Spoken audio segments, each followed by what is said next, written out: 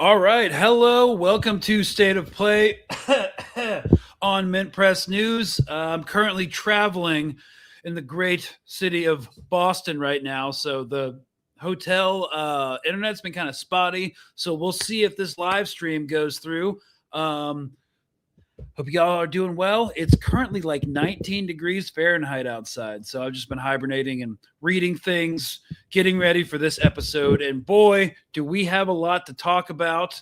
Yeah. So first of all, I'm just going to, as people are still filtering into the live stream, this is kind of going to set the thematic basis for what we're talking about tonight. This was from a couple of days ago. Declared an organization. This is U.S. Senator Jack Reed, senator from Rhode Island, in a congressional hearing interviewing U.S. Air Force General if he would strike citizens inside the continental United States if given that order. A terrorist organization, or DTO, which is on a secret list.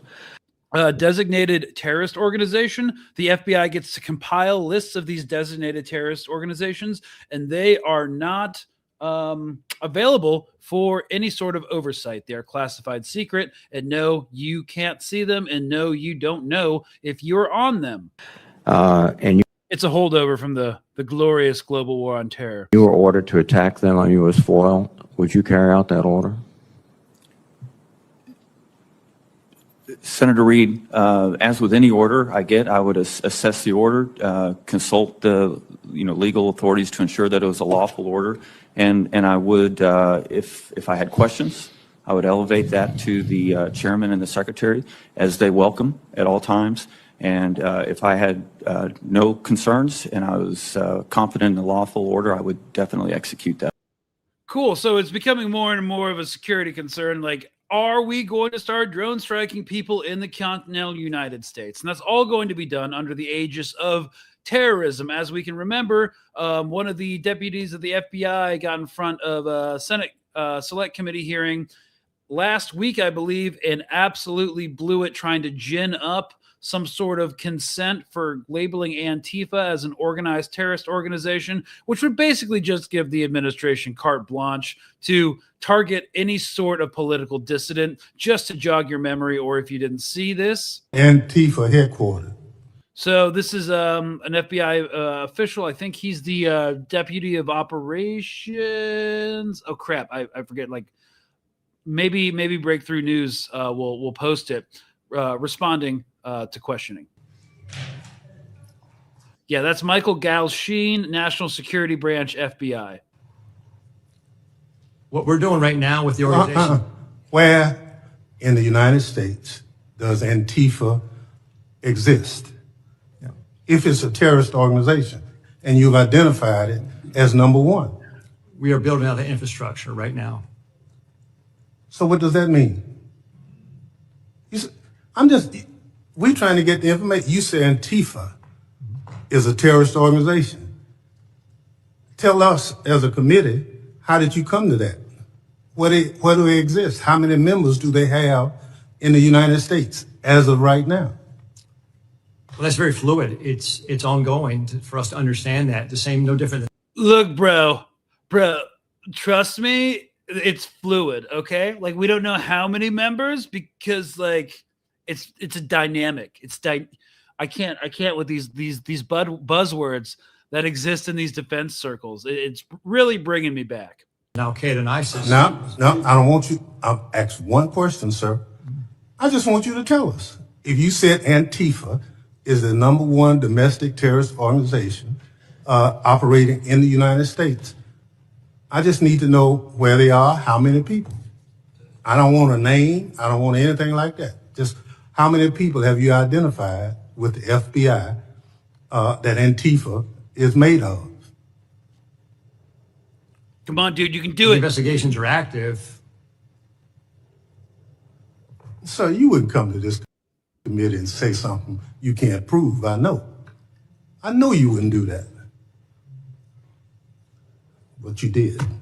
Look, guys, the Antifa thing is not sticking right now, okay? It hasn't been a long enough lead-up time to start, like, drone striking Antifa members, but we can always fall back On the Palestine movement, we've got a lot to talk about today. We've got the Jasmine Crockett, Texas thing, a new FBI investigation into Turtle Island Liberation Front, where they arrested 4 members for being pro-Palestine, anti-capitalist. Apparently, they were building some sort of pipe bombs to detonate on the new year. We're going to be talking about that, and we're going to be talking about the shooting in Australia and connecting all these things together into a propaganda campaign, which is meant to enforce the will of the transnational Western capitalist class, which is fun. But anyways, if you're picking up what we're putting down here on Mint Press News, you can support us on Patreon. But really, we've been pretty heavily targeted and debanked.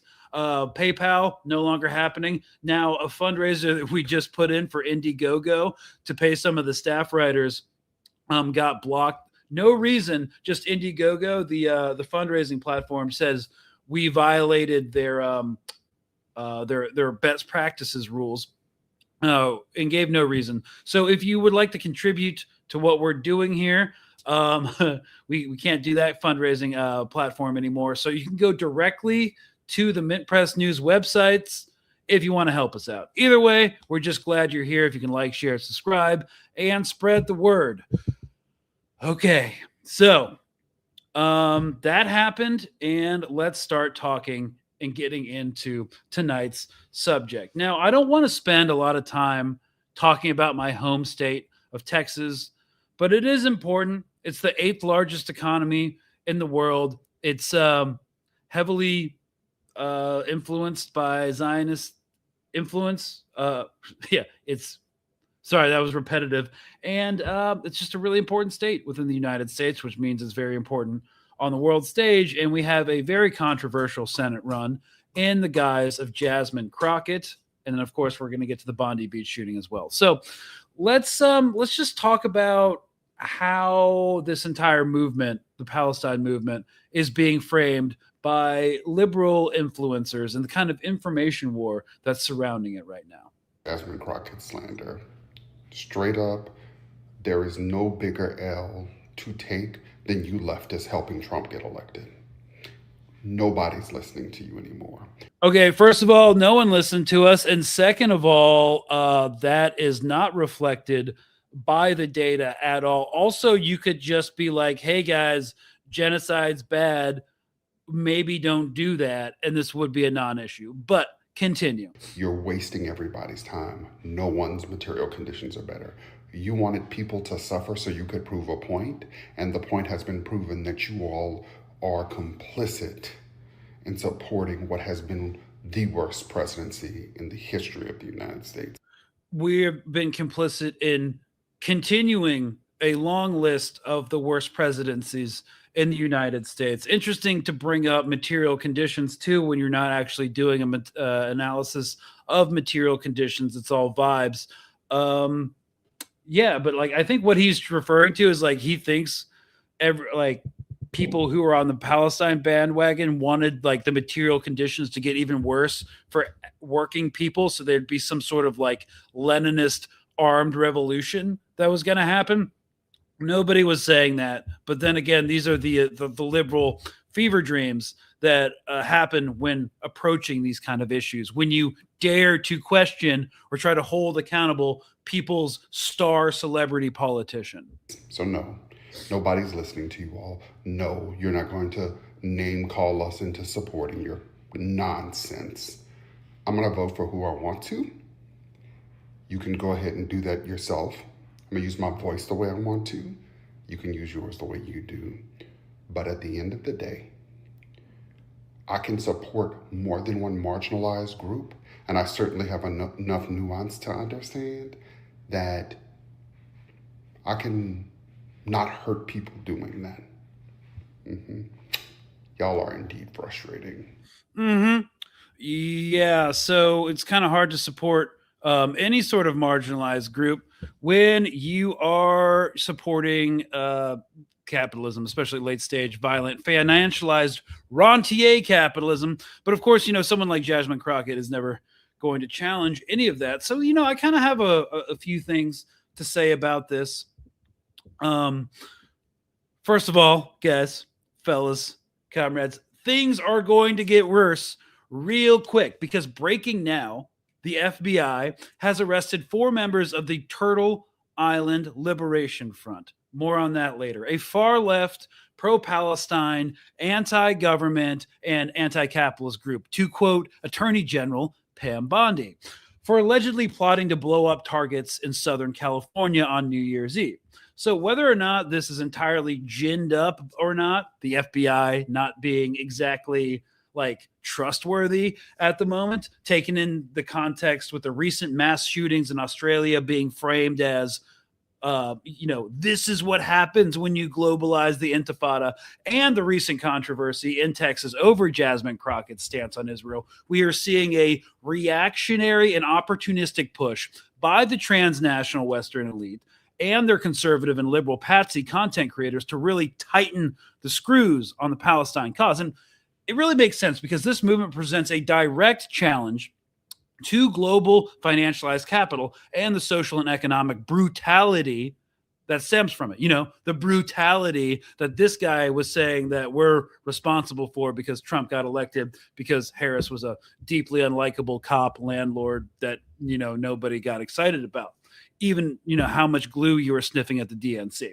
The problem with Jasmine Crockett's self-described allyship with Israel isn't necessarily about a bunch of dirty leftists caring more about people half a world away, which is the liberal framing of it. The problem is that AIPAC and CUFI, Christians United for Israel, and associated lobbies are a mechanism by which the ruling class here in America communicates and asserts their will to the politicians that serve them. So basically, Israel, within the context of the American empire, and we talk about this all the time, sits at the crossroads of 3 different continents, expanding U.S. strategic dominion.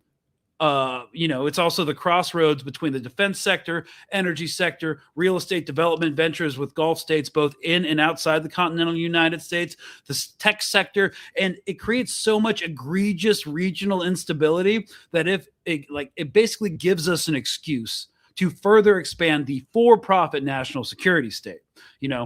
I.e. bringing in and inflaming ISIS and Al-Qaeda and stuff like that. It also has a very important imperial purpose, just like Taiwan and just like South Korea, in our campaign to strategically deny Russia and primarily China. So all the U.S. billionaires, with diversified interests in all these sectors, basically only about 15 to 20% of whom are Jewish, sorry, all you Zog weirdos, at least tacitly support AIPAC, right? And AIPAC's donors also support anti-union groups too, which they can all get on board with. It's kind of crazy how AIPAC is also connected directly to union busting. And AIPAC calls for the expansion of the police and carceral state, which disproportionately affects people of color, to protect Jewish interests, which is just a screen for capitalist interests. So when you have a milquetoast position on Zionist influence in our government, especially the Texas government, which is so heavily invested in Israel, we know you don't have working class politics like that liberal influencer. What? Okay.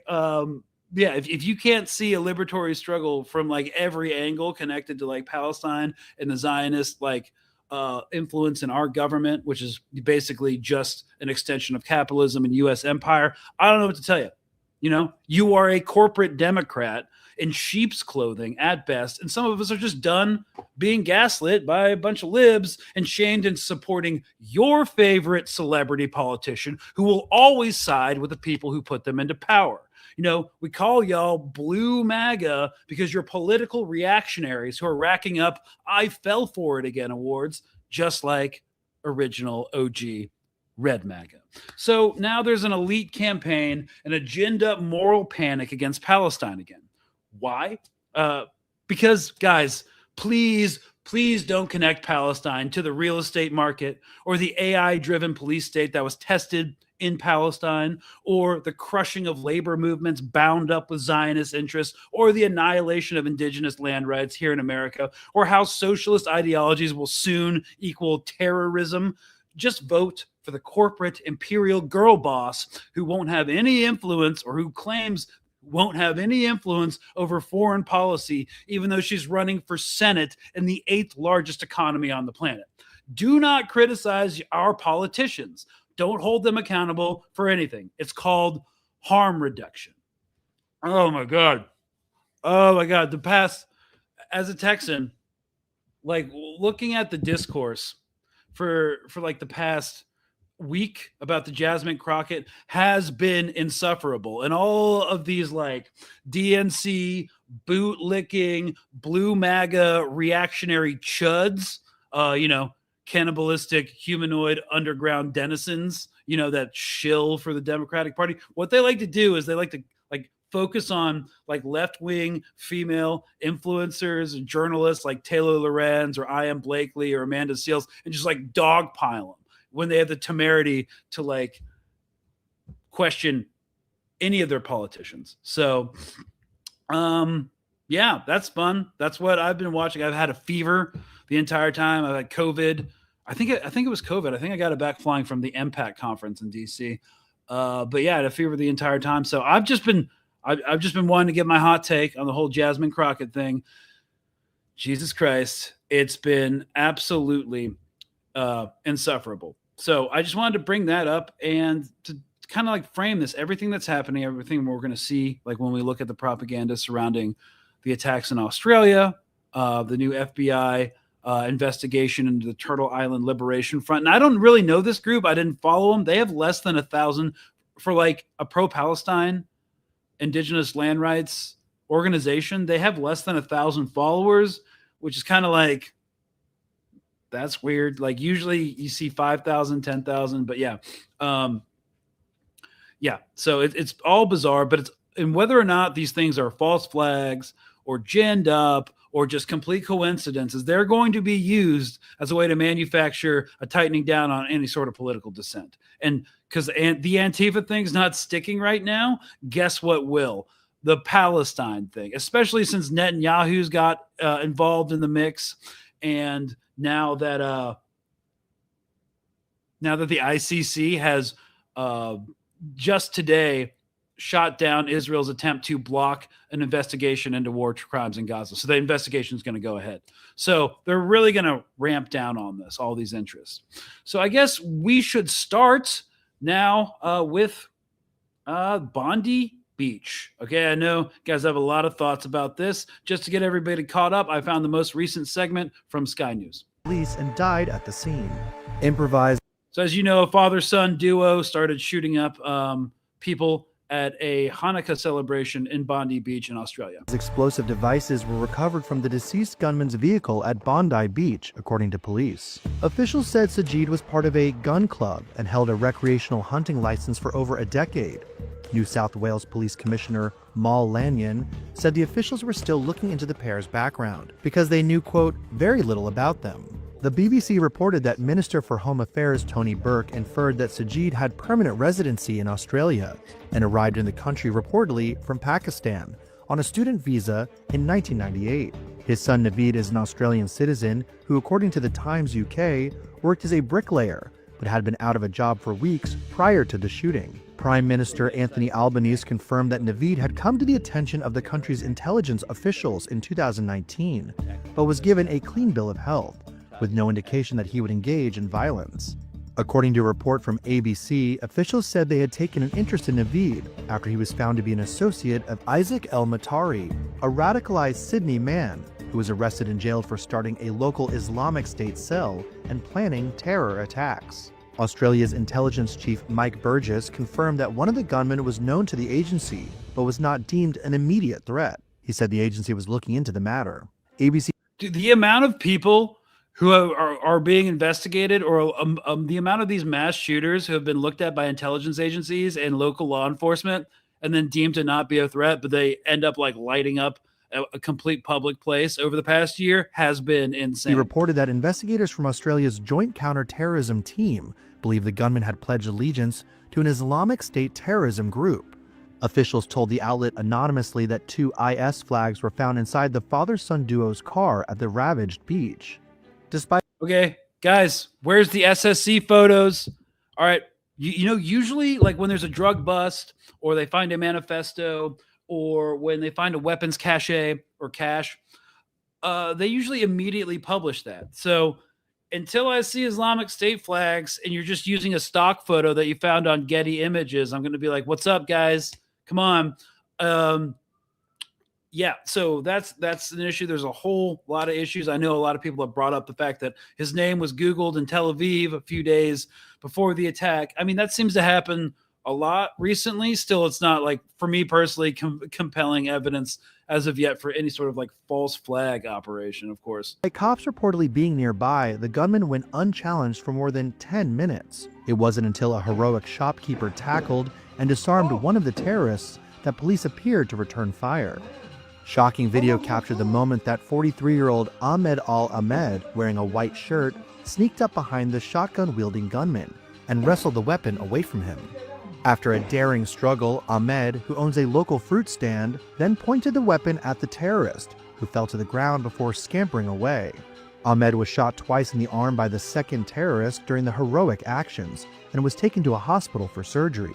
In the aftermath of the attack, Australian officials are now considering bolstering the country's firearm laws in New South Wales.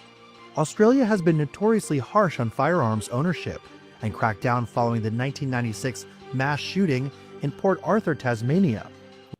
Yeah, so if you've been watching like conservative people on Twitter, they're like, "Oh, Australia, how are those gun laws working out for you?" Because they have a lot of gun control in Australia. Yeah, after that notorious shooting. And, you know, they've had one mass shooting a year pretty much since that happened. Whereas in the United States, we've had 389 mass shootings in the past year. That's more than one a day. So like, what, guy? Come on. So, yeah, I guess.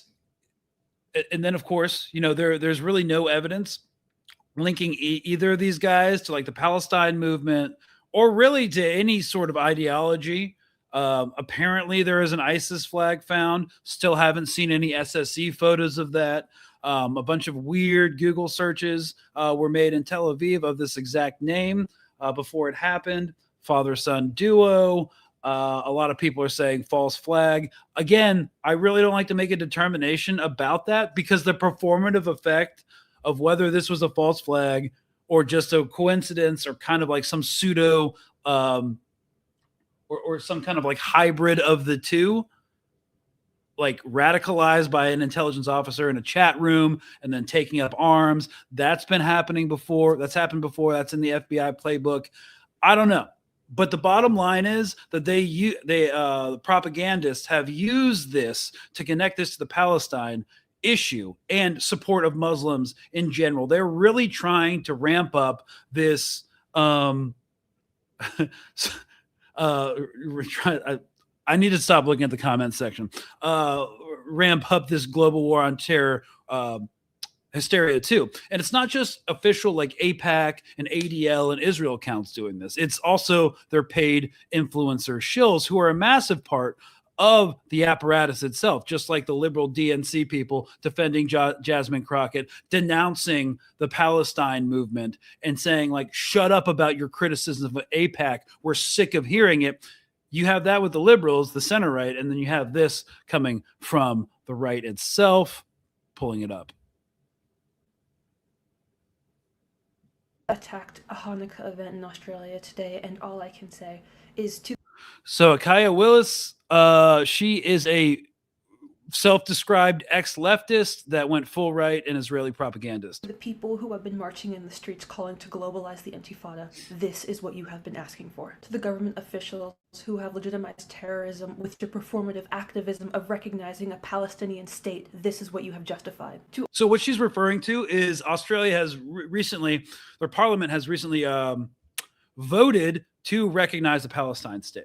And of course, you know, Australia being one of the Western countries, that's a huge deal and a huge threat for the Israeli government. You know, what's next? South Africa? What's next? France? What's next? The United States itself. So, yes, they're definitely trying to really gin up and make the biggest meal out of this attack possible. All of the people who have been turning a blind eye to the attacks on synagogues, Jewish schools, Jewish businesses, and Jewish neighborhoods while claiming that anti-Semitism isn't a real problem, this is what you have been ignoring. To the people who are going to try to turn this tragedy into raising awareness for Islamophobia, this is what you are trying to gaslight us into accepting. To the conspiracy theorists trying to rewrite reality, this is the horror your lies are trying to obscure. And to the people who are already claiming that the Jews who were killed deserved it, because you believe that Israel should have let its citizens meet the same fate.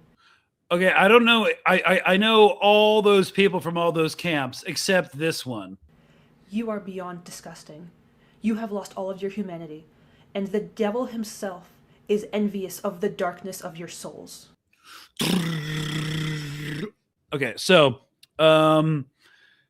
of course, using a actual legitimate terrorist attack to basically spread propaganda for the Israeli project is what's happening right now, right? We've talked so much about how Israel needs actual legitimate anti-Semitism and fear stoked within the diaspora community itself in order to justify its existence.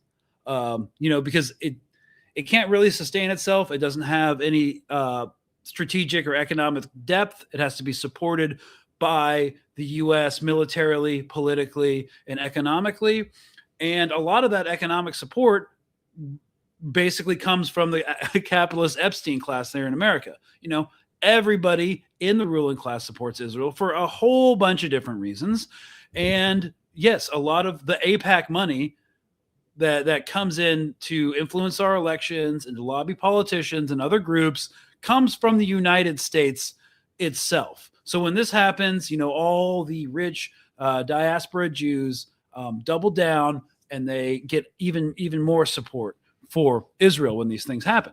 And so that's why they're trying to frame this within the lens of Palestine, even though there is no reason to think that. And, of course, the person who stopped the attack was a Lebanese man, and the propagandists at the time, if you were on X, were trying to frame it as like, oh, guys, don't worry. He wasn't actually a Muslim. He was a Maronite Christian from Lebanon. Thank you, Christians. Yeah. So that happened, and that was absolutely insane. So, but also like par for the course. Now, of course, I do want to bring up the fact that this is contemporaneous almost to the day, and we knew this verdict was coming, to this. Breaking earlier this morning, the ICC rejects Israeli bid to block Gaza war crimes investigation. The decision comes amid mounting international pressure over the humanitarian toll of Israel's genocidal war on Gaza. So luckily, this attack happened before another PR blow was suffered by the Israeli state. The appeal focused, of course, Israel appealed the ICC warrants issued for Benjamin Netanyahu and Itamar Ben-Gvir. But this particular appeal focused on whether the ICC prosecutor, Karim Khan, who was threatened by the Israeli state, was required to issue a fresh notification to Israel before investigating events that took place after October 7th. So this was a completely procedural thing that they were trying to block. And the judges rejected the argument in the ICC, ruling that the original notification issued in 2021, when the ICC formally opened its investigation into alleged war crimes in occupied Palestine, already covered the later events. The thrust of their argument was because when Palestine became a non-member state and was thus subject to the ICC, the Rome Statute, the ICC immediately opened up an investigation into Israel. And they're saying because that was pre-October 7th, that they needed to start a whole new investigation and get a whole new dossier of war crimes applications started. So it was a delaying tactic. It didn't work. The ruling comes as the Israeli assault on Gaza continues to exact a devastating toll. And again, as this mass murder happened this act of terror happened in Australia, we have to keep in mind that at least 391 Palestinians, probably over 400, have been killed, wounded, since the ceasefire took place. So that doesn't really seem like much of a ceasefire. But of course, we're using this as a distracting tactic, right? I think someone says, yeah, kakistocracy, we are ruled by idiots. I couldn't agree more. But the thing is, like, guys, this works on people. It really does. Because we have this old, like, engendered, conditioned hatred of and fear of, like, Muslims, of the globe, like the axis of terror, like the new axis of evil that Bush really tried to gin up, connecting like Iraq to North Korea to Iran, like the axis of terror. Like, these are old ideas that a lot of people get activated when things happen like that. And, I'd say Ruby K says this crap works on the ignorant. But yeah, most people are like not media literate and they're not as knowledgeable as you because like it takes work to learn about this stuff and they're just not doing it. So unfortunately, this kind of stuff works.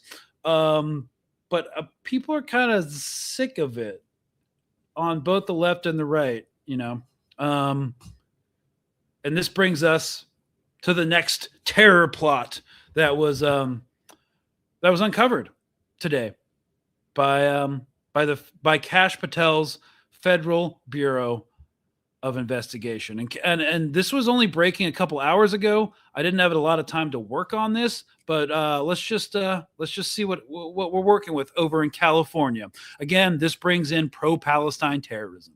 Takedown. Prosecutors have charged 4 members of an alleged extremist group accused of plotting New Year's Eve bombings in California. Eyewitness News reporter Carlos Grande is live in Westwood with new details from this morning's news conference. Carlos. Well, that's right. Federal authorities say they stopped a New Year's Eve terror plot involving Southern California, and 4 people are now under arrest. The FBI says the suspects had a plan to carry out simultaneous bombings on New Year's Eve using backpacks rigged with improvised explosive devices. Now, here you see some surveillance video. Officials say it's the suspects as they plan to build and test the bombs. This was in... Yeah, it looks like they drove out to the California desert. Maybe to a national park. We do see a campfire there to allegedly build these things. And they had a drone on them the whole time. Lucerne Valley, and shortly after this video was taken, the suspects were arrested. Now, they're allegedly part of a group called the Turtle Island Liberation Front, and they're identified as Audrey Carroll, Zachary Page, Tina Lay, and Dante Gaffield. Officials would not release any information about the target locations, only saying that they are logistics companies engaged in interstate and commerce. Now, investigators are also looking into online activity connected to the case. An Instagram account known as the Turtle Liberation publicly posted content advocating violence against U.S. officials.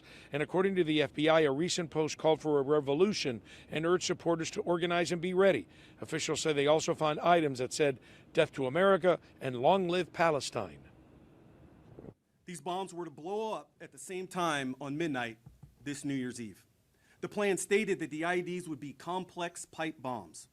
It included instructions on how to manufacture the bombs and contained guidance on how to avoid leaving evidence behind that could be traced back to them. Now, officials say there are more members to this group, but they believe they have arrested all of those who were specifically involved in this New Year's Eve plot. The suspects are expected to make their first appearance in court sometime this afternoon. Reporting live from Westwood, I'm Carlos Granda, ABC 7 Eyewitness News. A terror takedown. Okay, yeah. And so with the limited amount of investigation I've been able to do onto these guys, they are a hang on, let me pull up their official social media.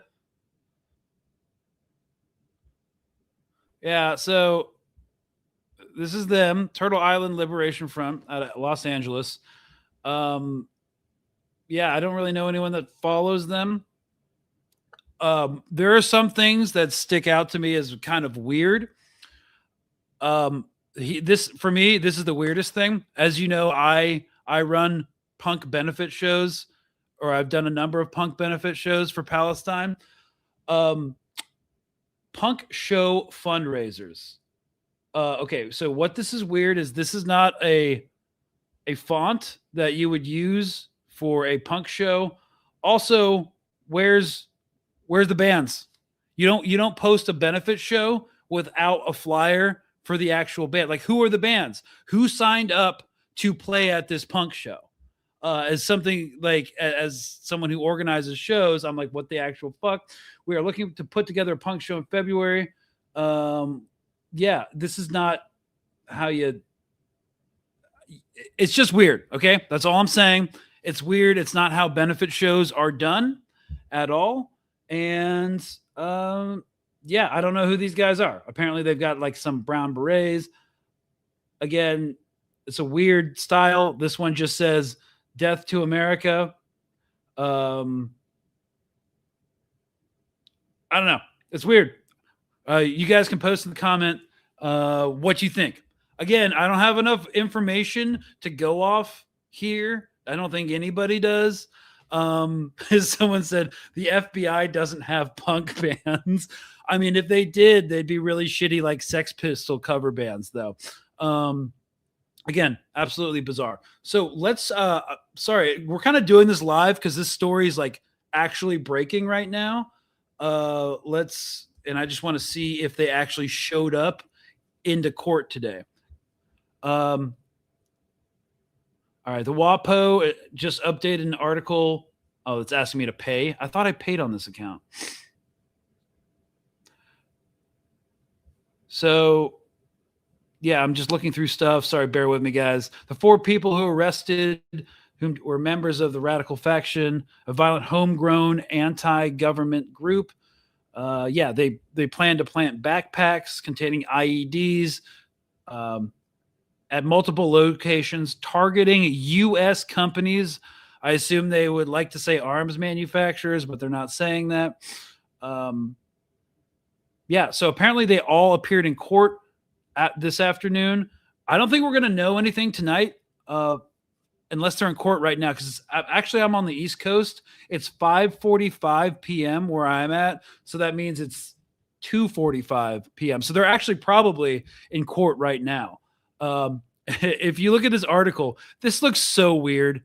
Guys, let me just share the screen on this one. This is from ABC, and it says Carol and other participants are alleged to have formed a signal chat known as the Order of the Black Lotus, which Carol deemed a radical faction. Okay.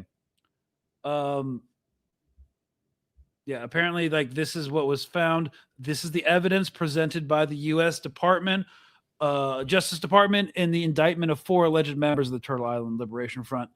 Okay, so let's zoom in. I've been to a lot of protests, a lot of radical ones. I definitely don't see death to ICE with triangles. I usually see abolish ICE or fuck ICE or 1312.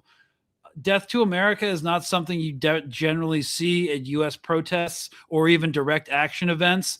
Experienced direct action people will take a pretty nonviolent adversarial stance when it comes to messaging while getting arrested and beaten by the cops.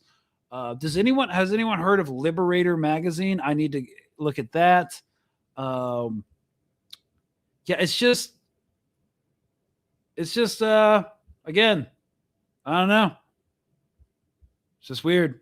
So basically what we're kind of seeing is a concerted transnational effort between governments and between people to kind of reframe all of this.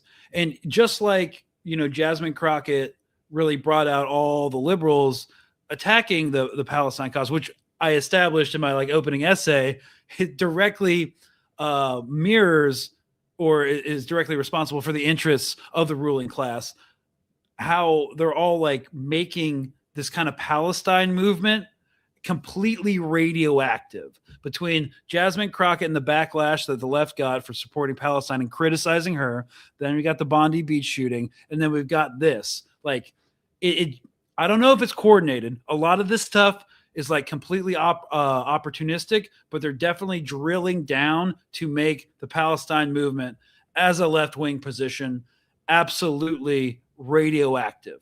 And of course, because they've changed the language around the ceasefire in Gaza, that people just like now assume it's just a ceasefire, and people are accepting what's happening. They're like, okay, this issue's dead. Why are you annoying people still talking about this? And again, whether or not it's coordinated, it looks pretty or whether or not it started off as not being coordinated, just a series of coincidences, which seems kind of weird, not impossible. Now it's definitely giving coordination vibes. And of course, someone just said it's called a peace fire. It's interesting. I've never heard that before. That's kind of, what we're looking at here, unfortunately. So fun. And again, like this, every death, however they lament it, is a weapon. This imperial propaganda is ranging now from California to Texas to Australia. And you know what? It seems to be working, like over the holidays where people really don't have anything else to do except like pay attention to the news. Not a lot of people are working right now. This is the last show I'm doing until after the holidays. So I guess we're just going to sit around and have plenty of time to think about the Palestine movement and all the goddamn lefty terrorists, because Antifa didn't work. So now we got to reframe the whole damn thing.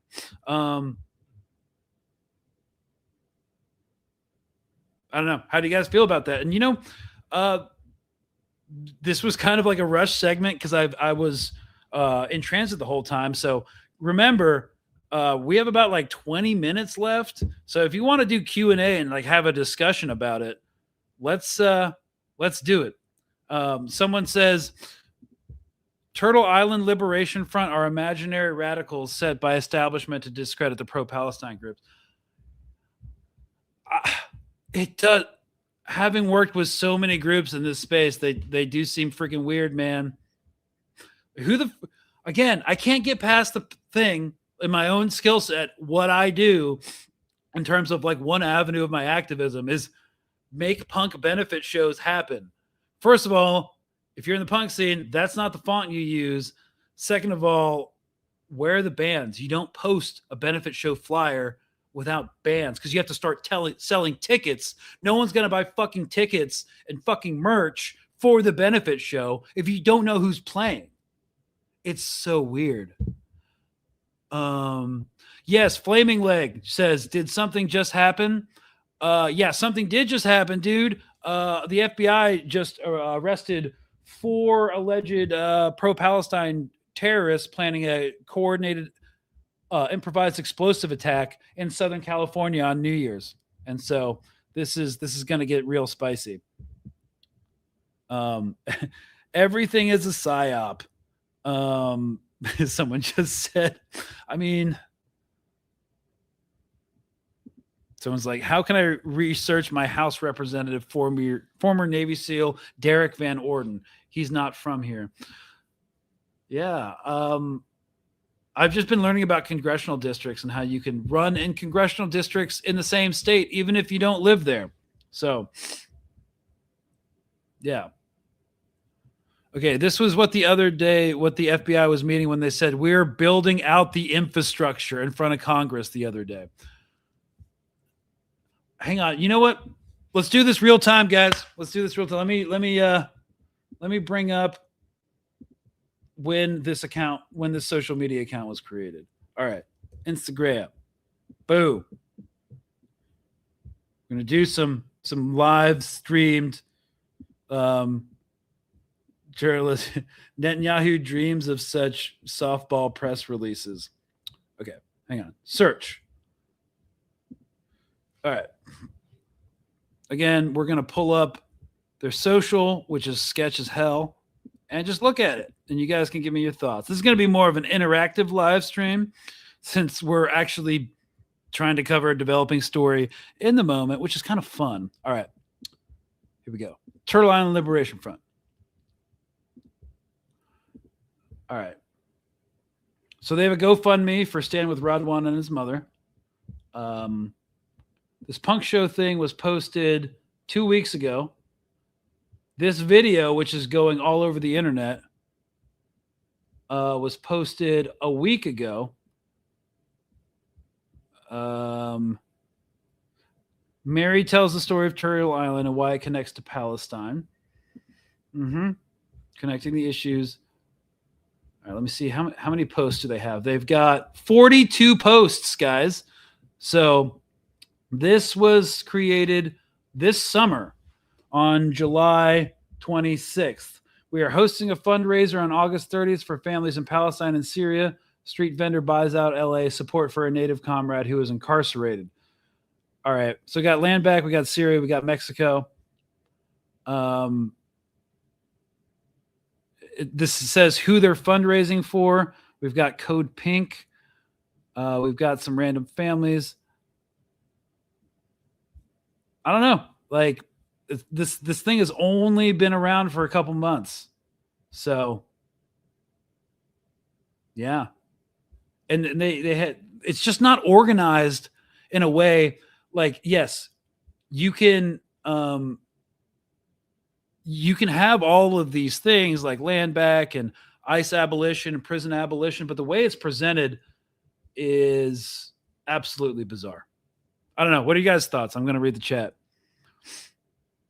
Yeah. Doctors Against Genocide fundraisers are legit, but they weren't affiliated with anything that they were doing. Oh, okay. I'm going to star this question about how I feel about Tallarico. Because I have a video for you. I actually do like his response. Okay. Let me see.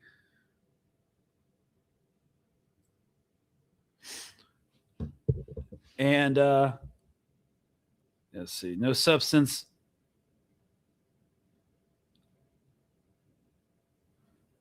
Yeah. All right. Thanks, Peasants Revolt. That shit ain't anything real punks would do. I know. I freaking know. That is not a punk rock fundraiser. All right. I would not be drilling down and keep bringing up that flyer unless it was just something no one would do. It's absolutely, yeah. All right. So we've got multiple attacks, all sharing timing. Is this a new push for war with Iran? What's the ask? I thought Australia already bent over as far as they could with the Zionists. No, they actually recognize the Palestinian state, which is why like a lot of Zionist influencers, especially on like the Nazi platform X, were saying, you see Australia, you see what happens. You see what happens, Donnie, when you you see what happens when you recognize Palestinians, you get your hand bitten off. So that's yeah. It's just yeah. Again, art by Neely, I agree. It's so weird. It just seems off with that page. Look, if it is off, this is absolutely speculation.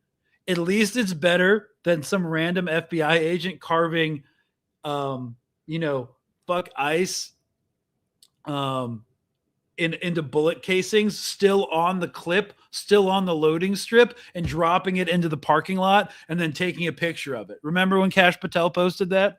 Yeah, it's all of their activism on their social media page is it's symbolic nothing. So it's just like too much has happened. I think my producer's now like looking at the page and they're just like, who uses these fonts? Because he does a lot of activism work too. All the videos are reposts. There's no actual things that this organization or this group has posted.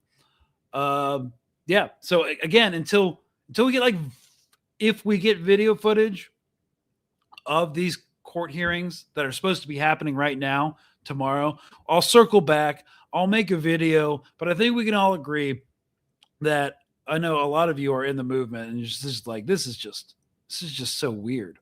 Yeah.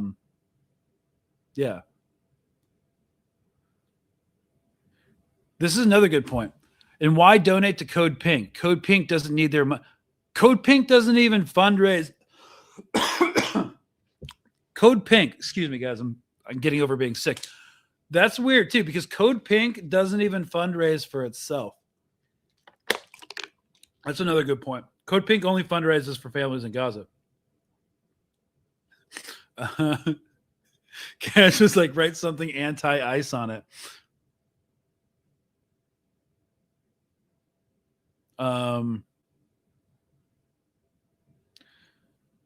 I mean, I could ask Medea Benjamin what she thinks. I mean, like, she's been on the FBI's shit list for forever. Like, when Max Blumenthal last year was coming back from South America, he got interviewed or taken out of line. Max Blumenthal from the Gray Zone. He got taken out of line coming back through customs into I think it was Washington Dulles International Airport, and they sat him down in the booth, and they were just asking him about Medea Benjamin, Department of Homeland Security. So, yeah, absolutely bizarre, guys. So, what are we doing now?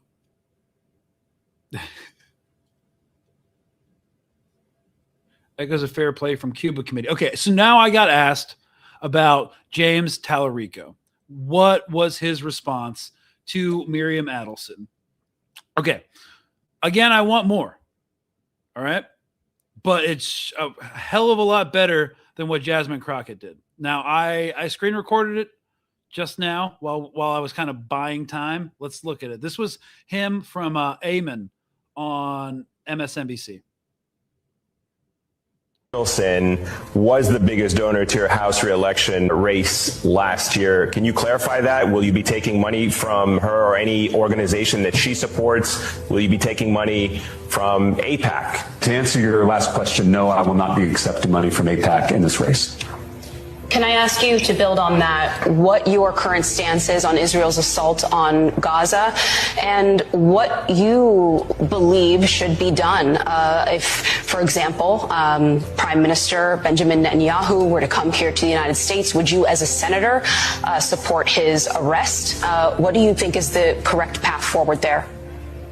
Well, there's a theologian who said, I screamed at God for the starving children until I realized the starving children was God screaming at me.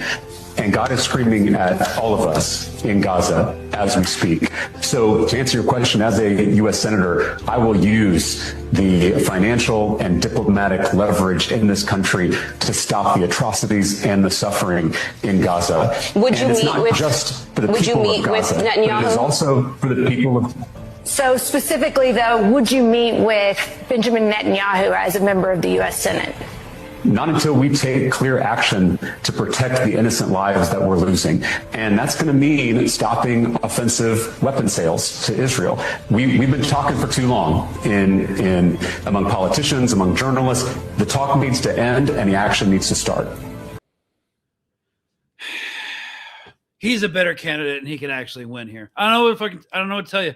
You know, a lot of these parachute influencers coming into the absolute shit fight that is Texas politics, like saying pretending like they know something. First of all, again, that's not the answer we want, but it's better than what she gave, which was to like deny, deflect, and make counter accusations. Be like, just look at my record. Yeah, we have looked at your record. You literally voted to defund UNRWA. So yeah, I think he's better on this. I think he's more movable, and he's way less corporate than Crockett is. So, yeah, I mean, that's my position. My position is he can actually win. He was actually, as much as I hate Jubilee, if you actually watch the James Tallarico Jubilee appearance from this weekend, where he argued 20 conservatives about immigration policy, it was freaking great. Like, he actually has an articulable immigration policy, and it was compelling. It's actually could do a lot of, if they want to talk about harm reduction and damage control, that's one way to do it. Sorry guys, I clipped, I think, Jasmine Crockett talking about her immigration policy. It was really bad. And again, Crockett says, I'm done with politics as usual, yet her top donors include private health insurers, big hospital corporations, high-power law firms, investment corporations, and real estate. In fact, half her contributions in the last cycle, 1.7 million, came from big money donors and super PACs. So I don't know. Like, I would actually like a Democrat to win a Senate seat in Texas. I think that would help a lot of like working people. And Crockett's not going to win. Like, I don't know what else to tell you. She can't win. And it's not just because she's black. All right. Barbara Jordan, one of the most famous politicians in Texas history, was a black Democratic senator. Like, it's not impossible, but she's too corporate to do it. And so, you know, instead of like actually making any sort of progressive wins, which would be nice, no, we're stuck on identity politics. And this is why I'm so pissed off about this race. And of course, they're making Palestine the center of it. Like the far left radicals, you know, who want me to actually take it to corporations, all right, or supporting terrorism. Like this entire thing, again, to circle back to the beginning, is about protecting capital. Yeah. So, all right, let's see. Do we have any, got some questions here. All right.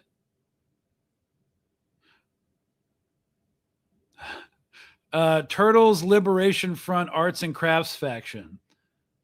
All right. Of course, it's coordinated. Mossad and IDF on that bubble pipe with its nonsense. The FBI 50-year-olds that created this thought that Halloween font was the same as punk font. Whoops. I was thinking the same thing. Maybe they like listened to like a goth band or like a proto goth band like back in the day. But like even like the old, like not even goth bands use Halloween font. Like, could you imagine Sisters of Mercy using Halloween font? All right. Is this what the FBI was meaning when they said we were building out the infrastructure in front of Congress the other day? I don't know. You guys can debate that. Okay, you saw Tallarico's response to the Adelson question. Look, he literally just said, I'm not taking AIPAC money in this election. Like, he didn't be like, I took it, blah, blah, blah. He just said he wasn't going to do it. So if he doesn't do it, cool. That's a better response than just talking in circles.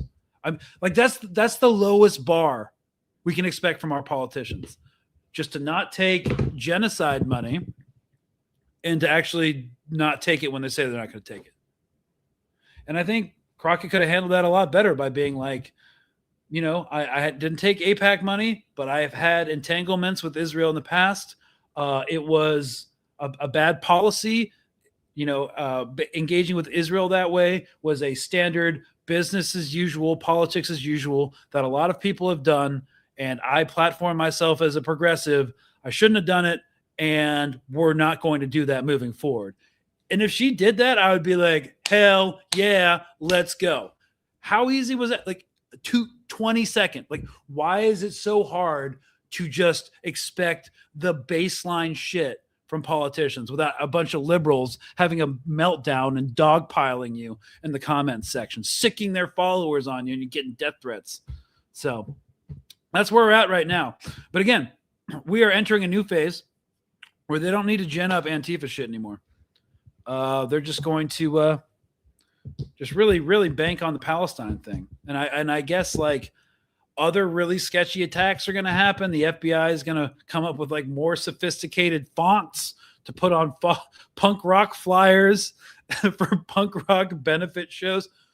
You know, I know I've like what's funny about this is we are actually going to be my own personal channel, Colonial Outcasts, going to be launching, I think like in the spring, another actual like punk, hardcore punk, and like thrash metal benefit show in LA, because like we know like all the bands in LA, and we're going to be like, hey, FBI, this is how you actually do a Palestine benefit show with punk bands in Los Angeles, just in case you need notes for the future, because that shit doesn't look legitimate at all. So yeah, and I think we'll end with Peasants Revolts saying, effing tired of liberals calling basic stuff purity test. They're the ones purity testing, and their sense of purity is No criticism of Democratic politicians who are sassy and call frigging Greg Abbott Hot Wheels or Gavin Newsom's intern who like, you know, I don't know, are like beefing with Trump. You know, that's it. Like that's the bottom line for basic resistance. So that's what we're getting. And that's all we can basically hope for going forward. Call to action here is educate them, get stuck in, since we're waging an information war in the comments section, drawing the parallels between AIPAC and capital interests, how AIPAC, the same donors for AIPAC, also are heavily invested in crushing labor movements, advocating for the police and carceral states with disproportionately affects marginalized communities and people of color. Like, it's the easiest lowball to educate people on. So that's the call to action for this one. Don't fall into the hype. And personally, I'm voting for Tallarico because he can actually win and get the independence. He knows how to talk to conservatives, and he can actually get stuff done. That's it. It's not because he's a white guy. Most white guys annoy me at this point. So that's it. Yeah, no. Actually talk to people, get engaged in debate and conversation. You're on the right side of things and you're smart, so you'll get them over. You don't have to wear pink hats. That is my take on Texas politics. I hope you enjoyed this kind of like frenetic travel, like traveling between cities lesson episode. And I think Mint Press News is off next week, so I will try to do a Colonial Outcast episode next week if you're interested in that. But that's my own platform, not associated with Mint Press News at all. And again, if you support what we do here at Mint Press News, go to the website because we need donations to stay afloat. Cheers, y'all. Have a happy holidays and strap in for some more bullshit. All right. Cheers.